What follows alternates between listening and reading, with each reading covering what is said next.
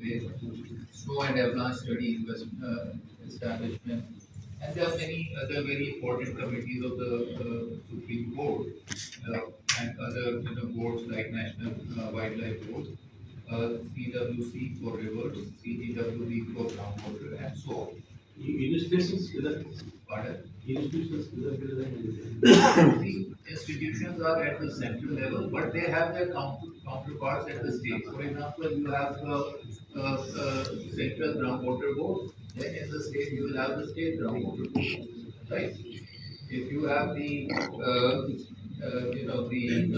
central pollution control committee at the center, then you have similar ones SGPCs at the state level, right? Now, based on these, on these acts and laws, if there is an infringement by anybody, even by the government, you can go to the court. So you have the National Green Tribunal, which has four benches all over the country. This is specifically meant for environmental offences. You can go to the High Courts and also to the Supreme Court. Now, that is, this is how the legal process can be, implemented.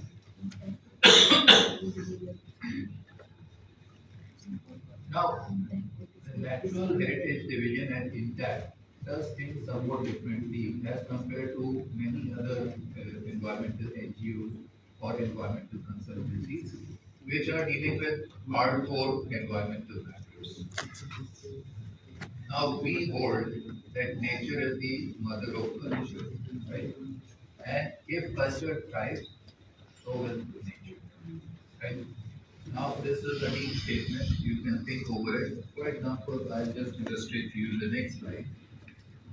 First of all, India is divided into several, agroclimatic zone or agroecological zones. Each of them can be defined very distinctly.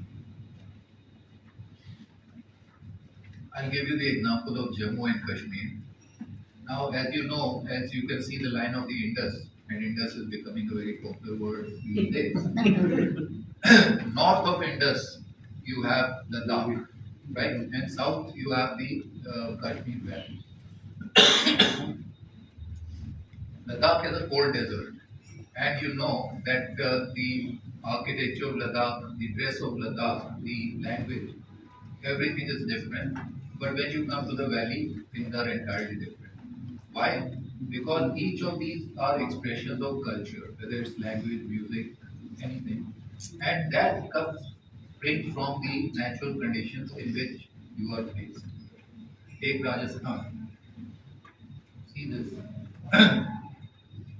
You have this in the top left, a village in the park. Okay. What is the building material? It is the soil around you. If you see top right, it is uh, it is the traditional architecture of Himachal, based on wood and stone. Then the monastery in Ladakh, and you can see again a very different style and how it blends in with the environment around it. And on the left bottom, you have Kishangarh Fort again in the park, made completely of mud. And because the natural conditions are different, top left you see Nagaland costumes, and bottom right you see Rajasthani costumes. Okay, why? This is the colors are coming from natural dyes from plants. So the plants which you have will give you certain colors, plants which Nagaland has will give you certain other colors. So that is how nature is really the foundation of culture. And you can see that much of our ornamentation, our dance, our music, see the bottom dance, which is the dance in tiger skins and so on. These are all expressions of nature. Or the carving on stone, that is also inspired by nature. You all have heard of Hegu. Yeah. Okay, and again, it's actually a description of the geography of India based upon what the cloud messenger is seeing. Okay.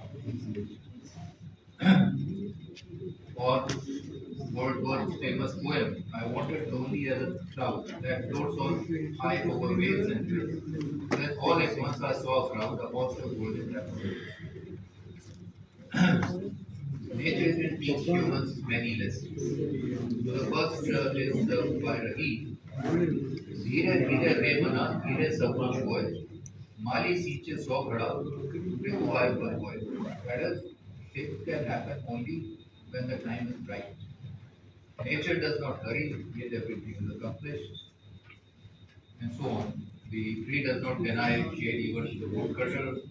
And these are just a few best examples that there is a lot of learning. Nature is a very good teacher and a mentor.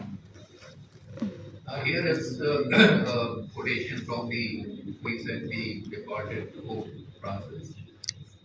Rivers do not drink their own water, trees do not eat their own fruit, the sun does not shine on itself, flowers do not smell their own fragrance. Living for others is the law of nature. Okay. You see the kind of learning we can have. And then there are many names of locations which again are somehow rooted in the nature of the place. Now, Mount Everest, as you know, in the native language of Nepal, is Sagarma. Now, recall in your mind the tectonic movement, how the Indian plate crashed into the Asian plate, went below it, and that has given rise to the hill. But before the two plates crashed, in between there was the sea, the Tethys Sea. Okay. So that land which rose up to become Everest was at the level of the sea, Sagarma. Okay. And you can detect such, linkages in so many places. You would have even heard of Kart Godam. Kart Godam, Kart is Lakdi. Godam, so that became the name of the place. And so on. There is a very interesting society of place names. I saw that book in, our earlier convener of Bombay, Mr. Maheshwari. He was having a library at Timbakeshwar. Gangotri. Gangotri. Okay, so simple. Many of our temples, they have both fauna and deities combined into now would you say this is an animal or human? Okay, but that is where the creative imagination plays out. So there are about 62 such depictions on our various temples. There's a good book on this. And again, and felt out so many animals. Animals, we were, nature lovers basically, and so they were part of our, our life. Tiger and peacock were enough. Now, again, this is how the hydrological cycle works. The sea water evaporates. It is drawn onto land by the heat and the rising air columns on land. They precipitate over there. And again, the water by gravity, it performs many functions in between, whether groundwater recharge, lake filling, rivers, growing vegetation, so on, and comes back to the sea. Now, this we in our geography classes we thought, this is what the Britishers taught us. But it is there very much in the Ayurveda. You have these slopes which tell you the hydrological cycle, we don't know how many thousands of years ago. Right? The Great Bath at Mohenjo-daro is supposed to be the first swimming pool in the world. Okay, all these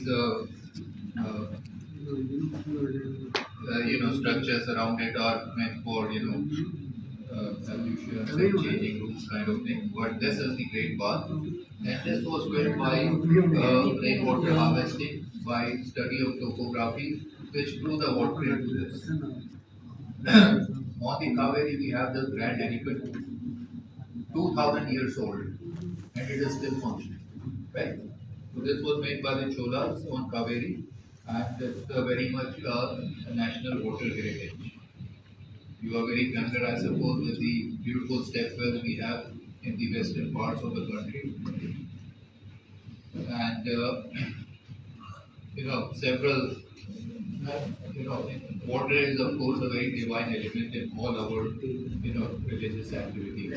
And in our temples, you have to have, these tanks, the Abaneri step well. Again, here see the Taj Mahal. Without the, setting on the Yamuna, it would have been very dull. But, and this is a painting of 1824, which is from the riverside, the Yamuna riverside of the Taj. And you can see there are fairly large boats. That also means that there's a fair amount of depth of water in the river, which enables these boats to move. But let's take a look at today's picture, and this is what it is. Okay, so this is how rivers are being, killed, and this is